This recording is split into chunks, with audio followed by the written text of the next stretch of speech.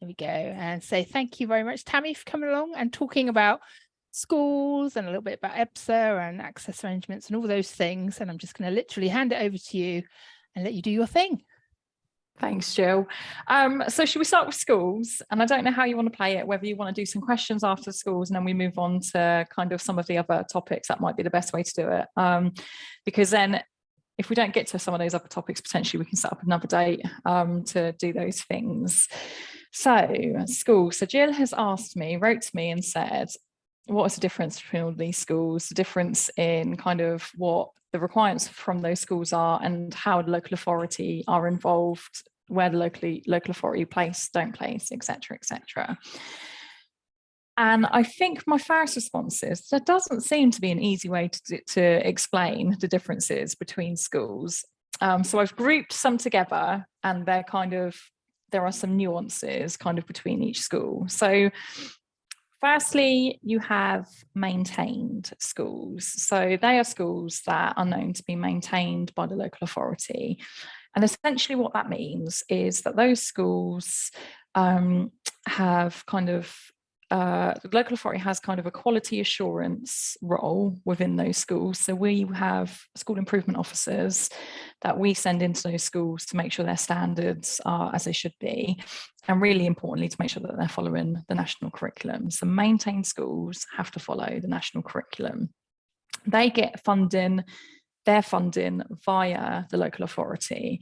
I guess in terms of what that means on the ground, some people would suggest that they therefore don't have autonomy from the local authority. They have to follow the national curriculum and they have to kind of follow the local authority structures. All of those members of staff who are employed within those schools are technically employed by the local authority. So they'll have STC contracts, etc., etc. But I guess one thing that I would say is that as head teachers, they have autonomy themselves to run their schools as they wish to run them. So there's not anyone above them within those kind of arrangements that kind of controls kind of what they do. Some of our schools in Southampton, actually many of our schools in Southampton, are in what are called community or cooperative trusts. Now, I think this is where confusion comes in, because if you see trust, you might assume an academy trust.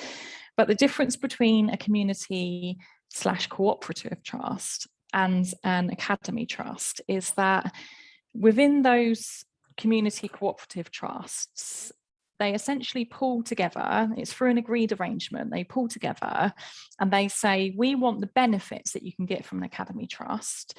And that might be sharing expertise, sharing resources, agreeing that, one of the schools in that trust is really strong at Key Stage 2 English, and therefore they work with other schools in that trust to kind of build and develop.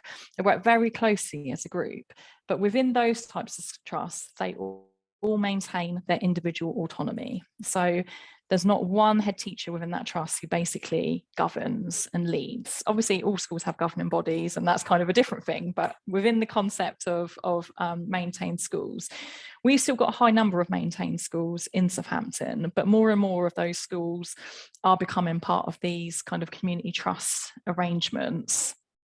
So just because you see the word trust doesn't mean it's an academy trust. It might be a cooperative or community trust. And generally, if they're in a trust, you can see that on their website. So that takes me on to academy trusts, which are a bit different in that an academy trust will have a CEO. So you might hear some people say that those head teachers of those schools aren't autonomous because they aren't necessarily in charge of what happens in their schools. It comes down from higher above. So they've got a chief executive officer who kind of oversees all of the activity within the trust. And you might have academy trust with one school and you might have an academy trust with 45 schools. So lots of different sizes kind of across the country. We've got, I guess, two of the kind of bigger national trusts in Southampton, so that would be Oasis and Hamwick. But we've also got smaller trusts, and two of our special schools are in a trust together as well, but it's a trust of those two schools, that's Rosewood and Great Oaks. So lots of variation in size. Now, it's also important to include free schools within the kind of description of academies. And the reason I'm including it is because they're very similar in that they have more flexibility to do things other than the local authority or kind of some of the national drivers kind of dictate. But equally, they will have systems where they've got their own arrangements that they have to kind of follow. They aren't required to follow the national curriculum. They've got more flexibility around the national curriculum. But the really important thing that matters here is that they still have to follow the same rules on admissions, exclusions, and support for pupils with SEND. So whether it's an academy maintained or free school, in the context of the schools in Southampton, we would expect the same from an academy as we would as a maintained school. And if they're not doing that, do you then are you able to get into those schools and kind of flag those issues if it's an academy? Yeah, I think SEND is probably one of the ones where it's not really an option on whether the door is open. What might be different is the route of escalation. So in our maintained schools, obviously they're maintained by us. So we will go to the head teacher, we will go to the governing body. In an academy school, obviously we would start by going to the head teacher. If we weren't getting where we wanted to get in that case, it might end up all the way up to the regional schools commissioner. So nationally, there are regional schools commissioners for each region. And that's kind of the point of escalation up to kind of beyond where we are. But generally, so the chief exec of Hamwick has invited me to meet with him in the next couple of weeks. I was at one of the Oasis academies last week.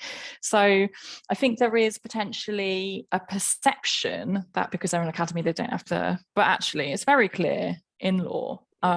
If you've got kids with SEND, if you've got admissions processes, exclusions processes, these have to align with the DfE national guidance on these things. I think it will depend on from local authority to local authority. So I was in a meeting with lots of other local authorities recently, and one of the heads of service said, oh, well, we can't do anything about that because that's an academy. And I thought, that's an interesting take on things. So there is something in the water that kind of people get the perception that you're limited or more limited in terms of when it comes to an academy, but it's not the case. It might just be that you have to jump for a few more hoops to get to where you need to be. But hoops that we will willingly jump through. So another type of school is a faith school, just to make our lives more complicated. They do have to follow the national curriculum, but they've got flexibility on the religious studies element of things. So obviously, if your child goes to a Catholic school, their religious studies are going to be based on Catholicism as opposed to kind of what you might expect in terms of a broad ranging kind of curriculum in the other maintained schools. And they may have different admission criteria based on, often it's, are you Catholic? That gets you over the line first, and then it's about where you live and all of those sorts of things. You also have grammar schools. We don't have those in Southampton, but they're spoken about nationally. That is the one school. It can be local authority led, interestingly, but that is the one school where you can consider someone's academic ability in terms of the agreement for placement. But we don't have those in Southampton, so no school should be saying to a child, you can't come here because academically you're not strong enough. So I guess that's a key message to be given at this stage. Then we have independent schools. So we have independent mainstream, independent specialist, section 41, independent specialist, non-section 41. So this is where the government really likes to complicate my life. Independent mainstream, typically, there is rules and regulations about ensuring equality, et cetera, but it's fair to say that they work more closely aligned to grammar schools, so they will consider abilities in kind of the admission of pupils. Independent special, section 41. So there's a section 41 list where independent special schools and post-16 providers can apply to be on the section 41 list. That's important because the SEND, Part 3 of the Children and Families Act, which the SEND regulations and SEND code of practice sits under, dictates to local authorities that where a parent makes a preference for a maintained an academy or a Section 41 setting, we have to consult with those schools to assess whether they can meet needs. We then get into the difference between, we're allowed to look at suitability of the school, the cost of the school and the impact of other pupils within the school. But generally, if you say to me, Tammy, I'd like you to consult a Section 41 school, I say, yeah, no problem. No matter if it's £2 a year or £1 million a year, I have to consult in that process. If you ask me to consult a non-Section 41 school, there is no legal obligation on me to consult with that school. So then we get to the difference between, well, what's the difference between a Section 41 and a non-Section 41? All of these schools, because they have become registered as schools, will have to have had an offset inspection of some variety.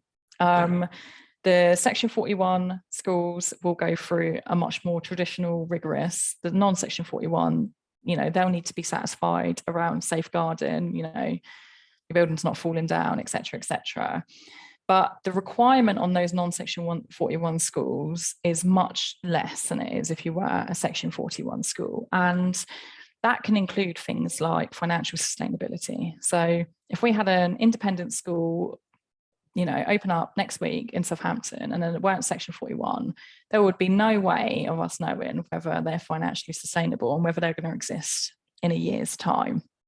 So a lot of it comes down to the sort of due diligence process that's involved. Another really important thing is that I can't name a non-Section 41 school against their will, if you like. If a mainstream school says to me, or an academy says to me, actually, we don't think we can meet those needs, I look at it and think, well, it's not that you can't, it's that you won't, and this is an issue on inclusion, and actually this is what I expect with you. So we have to consider the response of a consult, but that doesn't mean that we have to conform with the response. And often we'll be in conversations where we say to parents, this is the response, do you still want us to name the school? And they say, yeah, we do still want you to name the school. We can't do that with a Section 41. And essentially, or non-Section 41, essentially those non-Section 41 schools, if they aren't delivering provision, we have no legal basis for which to basically, hold them accountable because they're a non-Section 41 school. So what I would say to any school that was opening in the area and they weren't becoming Section 41 is, I'm suspicious as to why you're not going to become Section 41, because you've got this lovely brochure that says what a brilliant provision you've got, although you're not willing to go through that due diligence process to prove that actually this is a sustainable school and that actually the provision that's described in this child's EHCP can be guaranteed. So there's some of the conversations that we have. I suspect some of these questions came from the fact that Yarrow Heights is a non-Section 41 school. And I think with that, I've spoken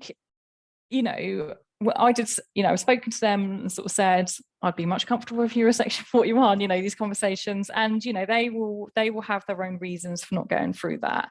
One of those reasons probably is because they're new and it's difficult to give guarantees at this stage. What we are doing in that respect, I was actually supposed to be visiting Yarrow Heights tomorrow because, it's really important. We've got parents who are asking for consults over there. So it's really important that we engage with them from a local authority perspective. I was supposed to be going tomorrow, although one of my teams is in the offset inspection at the exact same time that I was supposed to be going to Yarrow Heights. So I have committed to getting something in the diary this side of Christmas so that we can go out and just unpick some of this a little bit more.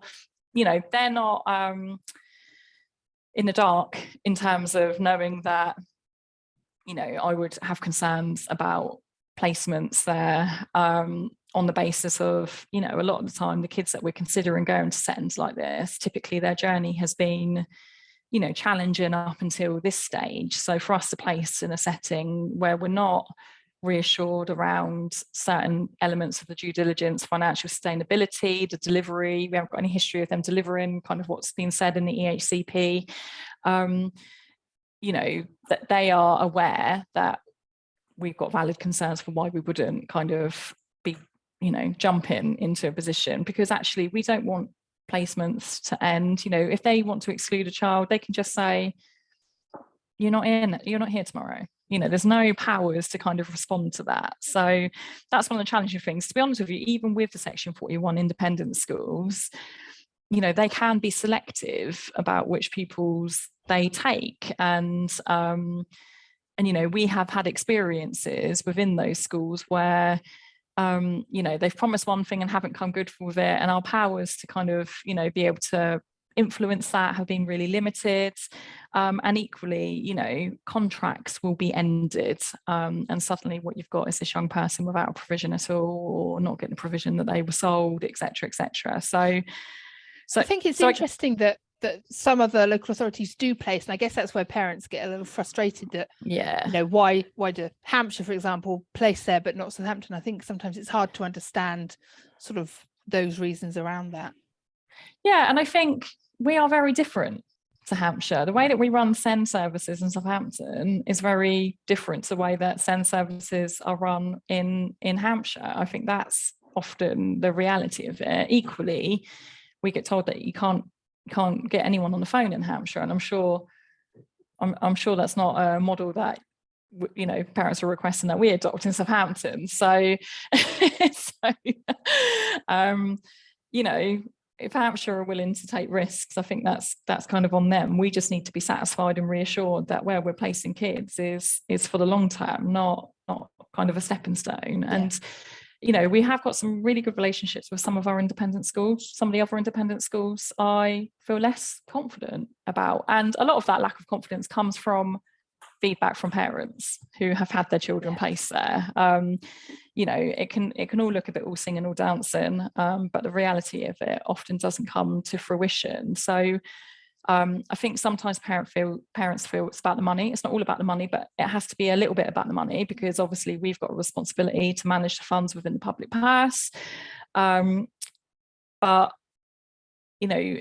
if you felt that you were getting quality and these amazing outcomes, if you were spending that money, it would be different to feeling that you're not necessarily getting much more for it, even though someone else is profiting quite significantly in that situation. We definitely hear that too. You think you've got, you hit the jackpot if you get that independent school and everything should be perfect, but actually the reality is that often it's not. So I can understand that.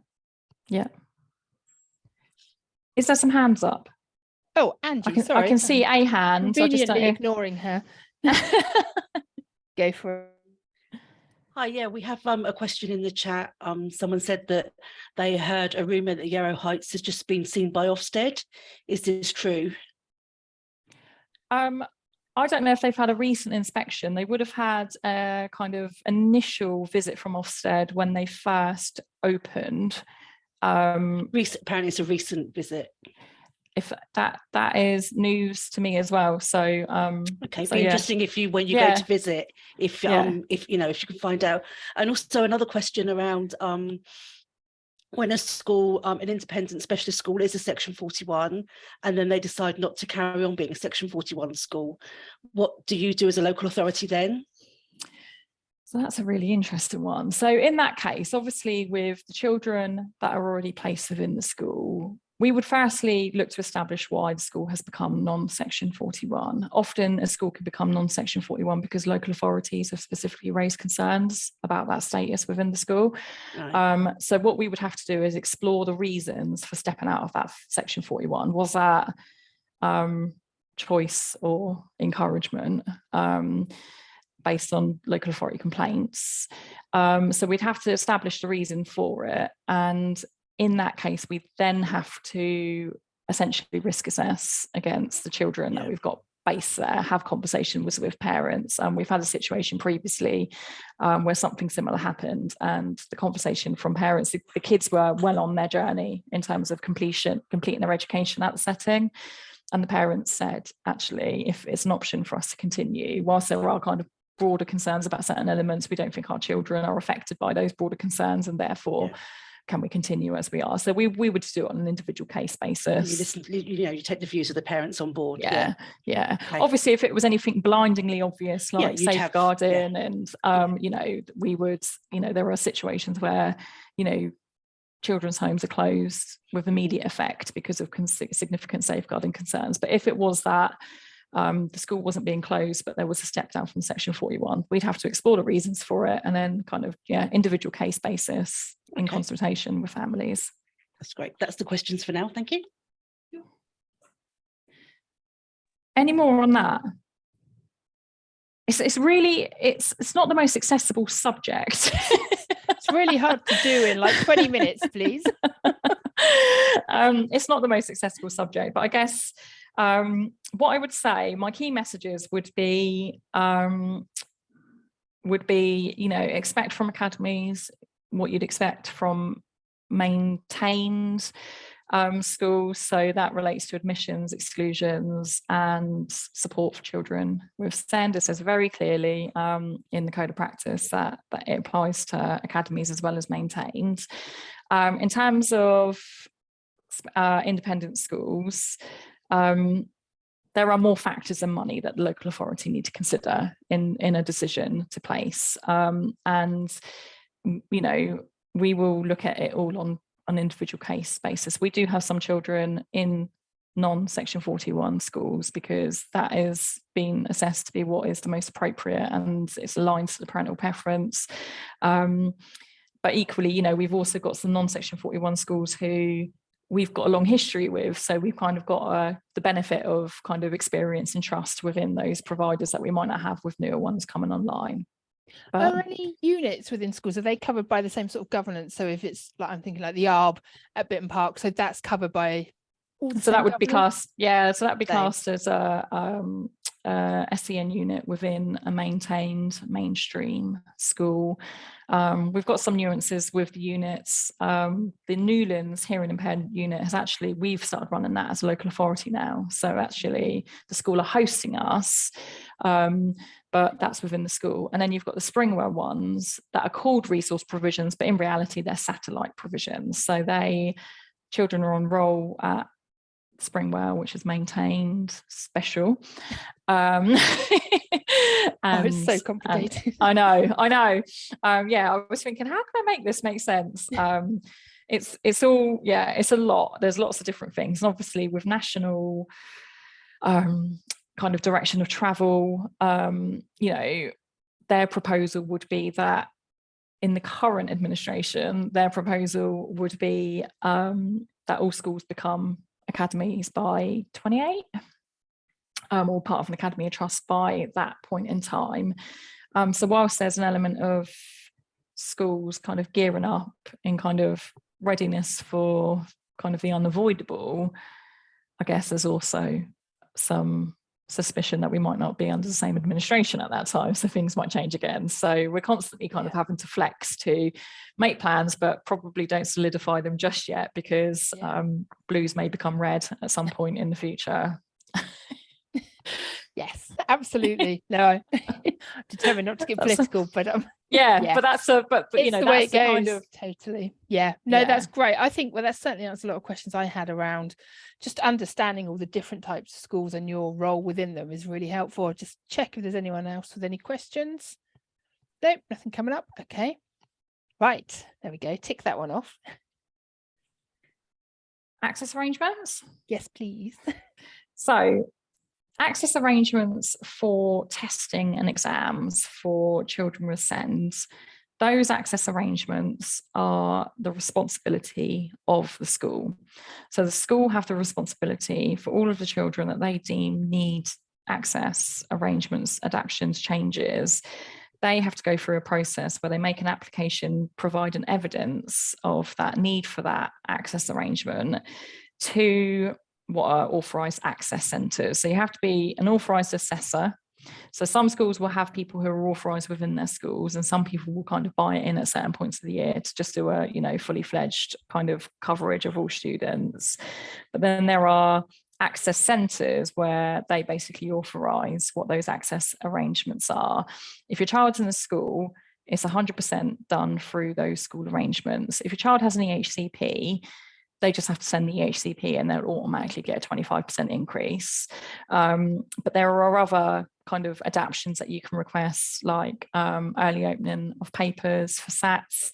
You would need that if you were having to make the font bigger for those with visual impairments, convert into Braille. Typically, if you've got a child with Braille, who's got Braille requirements, you'd be requesting 100% additional time within the exam. So there's lots of different kind of arrangements that are in place that you can request through this formalised kind of Department for Education access arrangements policy and guidance. Jill, one of the things I thought I'd do after this is send you a list of all of the national guidance at this point. That would be really helpful. Yes. So from that perspective, the local authority don't have involvement in those access arrangements other than when we do school monitoring visits. What we might do is quality assure the school's access arrangements, because obviously if the school are seen to be applying for those additional arrangements for pupils who don't truly need them, that's a different kind of story within itself. I think the reality is that the process of actually applying for these access arrangements is much more difficult than just spending more time with the kids to get their grades up. But you know, it might be that we just look at and test kind of what access arrangements they've got in place, what arrangements they've got in place for identifying those pupils who need it. Those with an EHCP are a bit more straightforward because so long as you can give us the evidence of the EHCP, they'll get 25%. But you might also have EHCPs where you're saying actually we need 50%, or, you know, for those Braille kids, 100%. So all of that's done through school. One of the questions that you did ask is about arrangements for those pupils who aren't receiving education within a setting. And this is always a joyous time for my officers, because one of the things that does happen is centres come and go. So what we might have one year is that we've enabled a child who's got education other than at school to have access to an access arrangement centre locally. But next year that centre could not be doing the access arrangements. So we have the joy as an SEN team every year of trying to establish where and how we can support the assessment of the access arrangements, and often the exam itself. So I guess the short response to that is the LA looks to support the family to, you know, allocate the appropriate support in that situation. But unfortunately for us, things move so rapidly within every 12-month period that just because we used the centre last year doesn't mean we're necessarily going to be able to use it next year. But, you know, where possible, we'll help to establish those access centres and make sure that those arrangements are in place. Yeah. What about if you don't have any HCP? Does the same sort of thing apply, even if it's just send but not necessarily with that? So that's a very good question. I think those who don't have an EHCP typically you be looking more at your electively home educated children who are, you know, through election, and I think there's some EHE groups kind of within the city, and I think parents basically get together and say, you know, we've got this group, we've got this centre over here, this is where but where possible we'd always support kind of guidance in terms of pointing people in the right direction from that perspective. So we do have some EHE officers, so we'd immediately go to them and say, do you know anywhere? But often I think it's the parents within those groups that we're almost Googling those parent groups to find out where they've managed it. Totally. Okay, Angie's got her hand back up again, so there's another question. Would the local authority ever look to move a child who is settled in an independent school if a maintained school space became available based on cost? Not based on cost. So no, you can't move a child based purely on finances alone. So if, you know, there's a child in year 4 who is perfectly well settled in their independent school, and I happen to build a special school that kind of meets those needs in the ideal, I wouldn't be able to say to you, right, let's whip them out and get them over there. Mm-hmm. What we might do is look at normal transition periods. So a child, we would expect children to transition in year 6 and year 11, typically. So what we would do, and we always have to, even if a school is all through, so Cedar School is all through, for example, we have to still consult for their secondary education in year 6, despite the fact that we're in a school that could technically go through. At that stage, if we felt that we had a school that could meet need in the secondary, that was a local school, we might consult at that stage. But obviously, again, it would all be taken into consideration in terms of the individual needs of the child. We did actually have a situation previously where there was an agreement, because of lack of spaces at Springwell a long time ago. There was an agreement with one of the kind of local independent providers that a class of children would go to the independent school. And as it happened, you know, we were always going to look at bringing them back at year 7 for that kind of transition, because we did have spaces from a Great Oaks perspective. But as it happened, the parents were so dissatisfied with what they were getting in the primary school anyway, they never would have wanted to continue into the secondary. So that kind of just, you know, suited everyone in that situation. So we transferred them into that.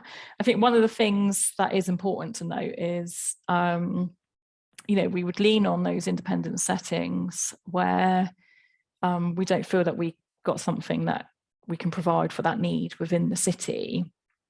And, you know, I am leading a special school reconfiguration so that we can provide for more needs within the city. And I know that a lot, you know, parents, you don't have a child and think, you know, I really want them to have an EHCP and hope they have to go to a school outside of the city. That's not what you want, is it? You want there to be the provision within the city and for that provision to be appropriate and suitable, so that can happen. But yeah, in terms of how we then look at, if I brought on a special school next week and, you know, there was 450 additional places, you know, what we would be looking at is how we'll fill those places over the next 5 years, not filling it with kids that we've currently got out elsewhere in the system. But yeah, like I say, from a transparency wise, we would look at what we can do at those sort of natural phase transfer periods. That's great, thank you. I was just thinking how many, it's just the numbers in terms of sentence seem to have just increased so much in the last few years. It's no wonder that you're struggling to kind of get other places and needing more schools. And I think the I think volume is one thing, but also kind of the level of complexity. Our population of children looks very different today than it did 10 years ago. And we could probably talk for a long time about kind of why that is, and the part that social media has had in it, the part that the pandemic has had in it, and, you know, all of these things. But, you know, you build a school. I guess what I would say to everyone now is, if I'm planning to build a school that's going to open in 5 years, how I say that school is going to look now compared to how it might look in 5 years might be quite different, because we have to respond to the needs of the children coming through the system.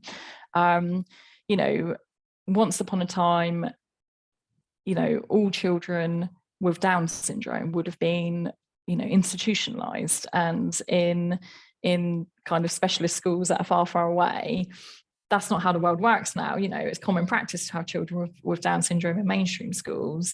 And that's because the system has had to adapt to the needs of pupils within it. So as we move forward, our mainstream system will need to adapt, but so will our special school system in terms of the types of needs. You know, Cedar School is an interesting one because, you know, typically that was designed for children with physical disabilities, whereas because new schools are being built, physical access within mainstream schools is much more achievable today than it was 20 years ago, for example.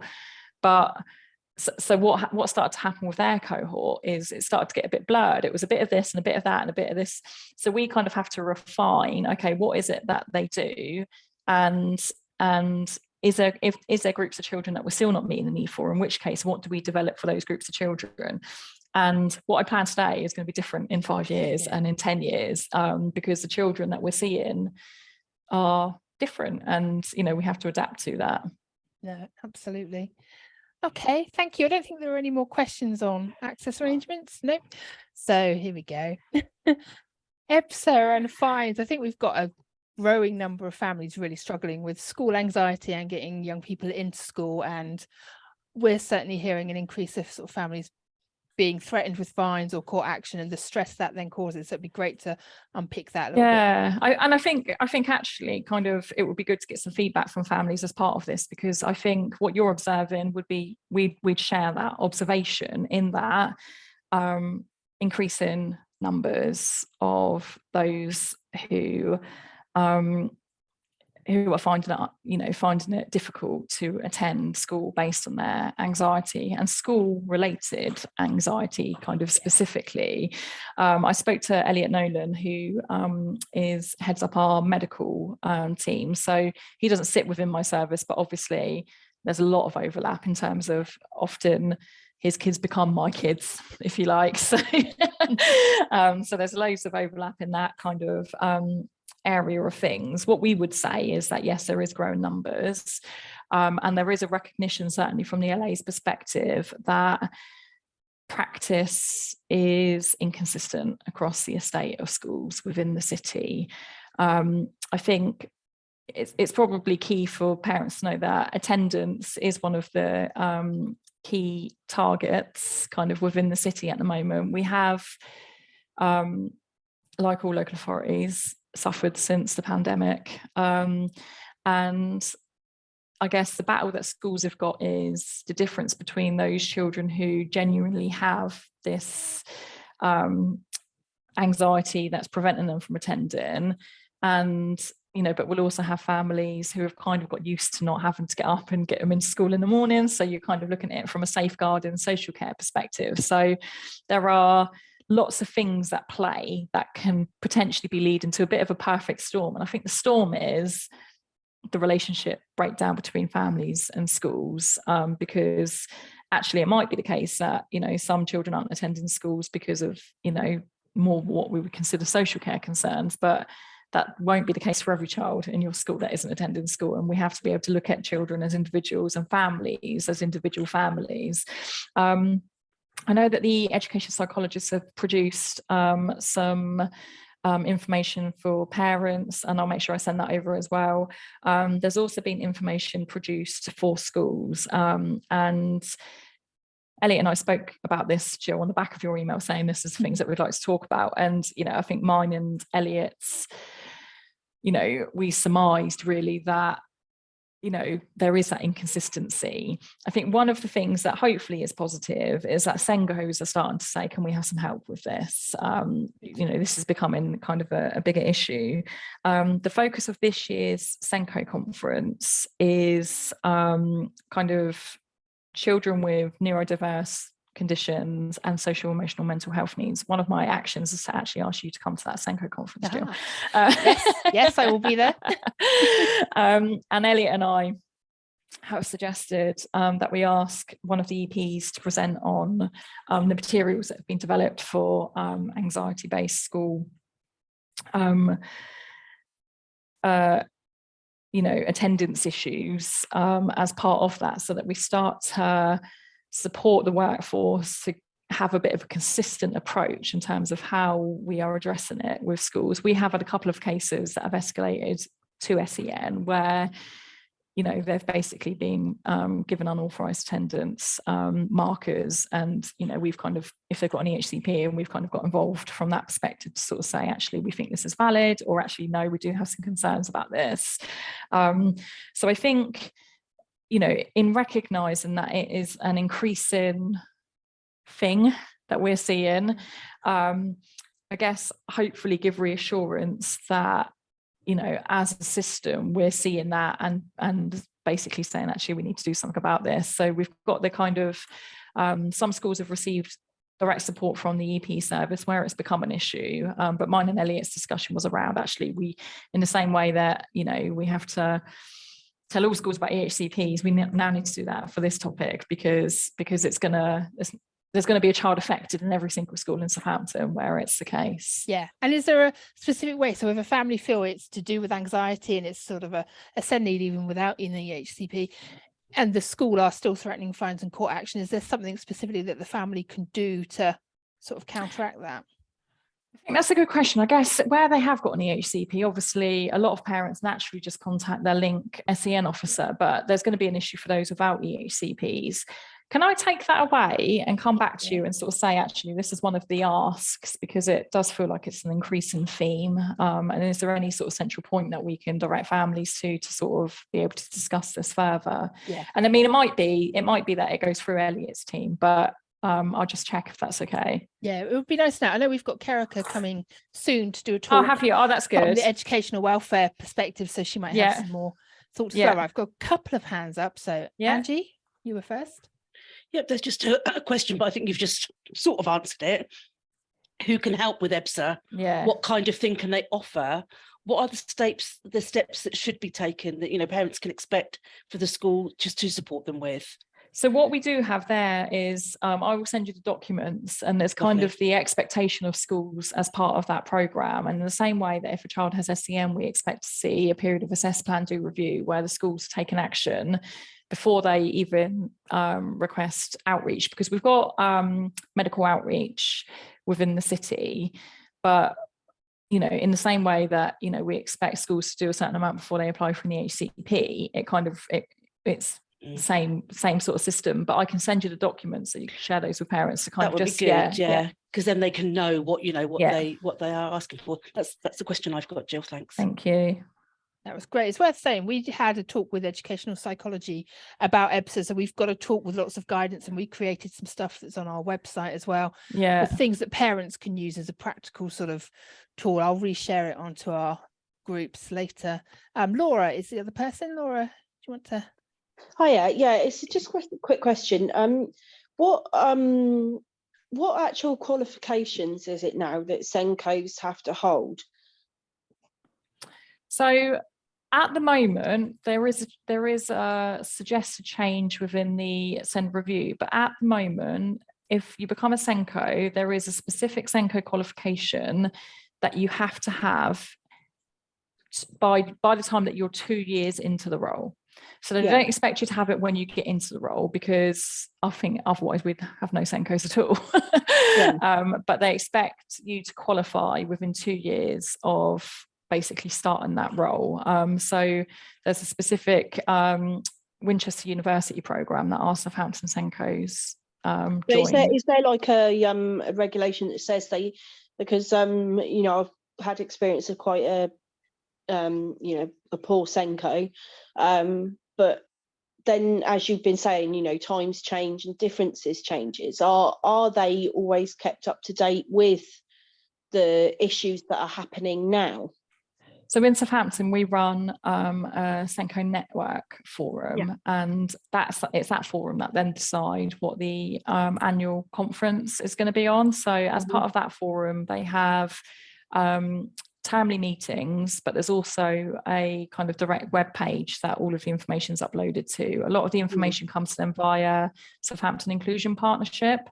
So that's kind of the umbrella organisation for the support that we deliver for SENCOs within the city. It's just quite hard. My thoughts, my son's in a specialist school now, but my thoughts are actually, you know, if some of these children can be got to before earlier, it becomes there. But if the SENCOs in the school aren't willing to recognise, you know, masking and issues like that, if SENCOs in mainstream schools aren't willing to recognise those kind of issues, it's never going to get caught in time to stop it developing, you know. I think, and we totally agree. I think for this particular area that we're discussing, what it clearly says in the documentation is early identification is the key. If you've got those families who are reporting that, you know, Lily saying that she's got a stomachache every morning, you know, when you don't think that Lily's got a stomachache, actually getting in at that stage to kind of get underneath what is, you know, starting to develop as an anxiety about attending school is really important. Equally, with the theme of the conference this year, I mean, the theme came from parents essentially, because we do get lots of questions asked around, you know, we get a lot of conflict between families and schools where family reporting that behaviours are really tricky at home, school is saying we don't see these behaviours at school, and it's, you know, and I'm constantly saying, let me guess, just because you don't see in the home life, just because you don't see them doesn't just because you don't see them doesn't mean they're not there. You know, a lot of children who have got neurodiverse conditions, conformity is really important to them, and they're holding it together within that setting.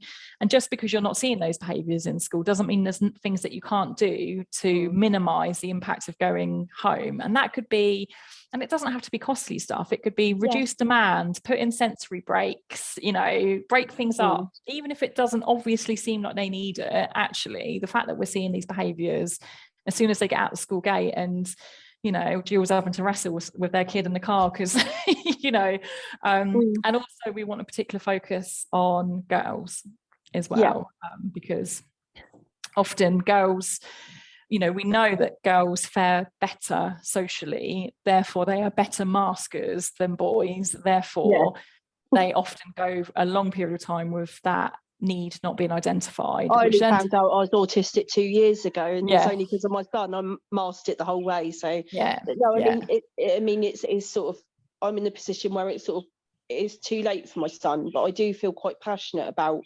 children being, and parents especially, being listened to and seen to early to avoid, you know, I do often think to myself, could this have been avoided had that school, had that Senko have listened, had they have put this in place? Thank you, Laura. I think it's a really good point. I'm really sorry to sort of interrupt. Just keep. Tammy's only got a few minutes, but thank you ever so much. Thanks, Laura. I think it's funny. I was talking to Chantal Homan, Service Manager for CAMS, last week, and she said she needs to do some work with schools around masking and helping them understand, because actually we're getting a lot of cases where even referrals for autism or ADHD assessments aren't supported because schools don't see it. So there's definitely some more work to be done, I think. And the thing is, and what I like to kind of remind professionals working with kids like this is, we all mask. I behave differently in work than I do, you know, we are all skilled maskers kind of in certain situations, but what we have here is a population of, and I mean, we can probably, you know, if we've all got autistic children, we can probably establish that the apple didn't fall too far from the tree. So so actually, you know, we can probably really relate to kind of how our children feel in these circumstances. But there's just lots of things that, you know, are considered specialist kind of input at the moment. So a really good example is a visual timetable. So that's kind of seen as an additional provision within a primary or secondary school. And that's not in Southampton, that's across the country. But as adults, the first thing I do is get up in the morning and look at my visual timetable, which is a diary that says I'm going to be in this meeting at this time, this meeting at this time. And it's just, I think we need to get to a space where we're saying, actually, this is good practice for all children, and it will benefit those who have kind of got these challenges as a consequence of that. But it's all things that we all kind of rely on and expect to use. It's just, school's just such a traditional model, isn't it? That and it's getting that consistency, because some are great. But some really have got a long way to come. So I concur with that. Right, do we have any other, we've got a couple of minutes, any other questions? Nothing coming up in the chat.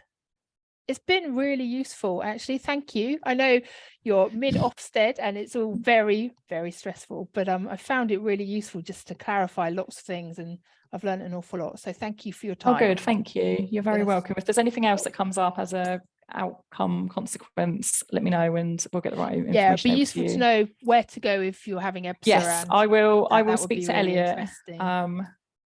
Because actually that is, I'm not clear on that. If you are in dispute with the school around it, actually what's the way to go there? That would be a handy one for us, as much of anything to advise parents. But okay, well, I'm going to stop recording now. So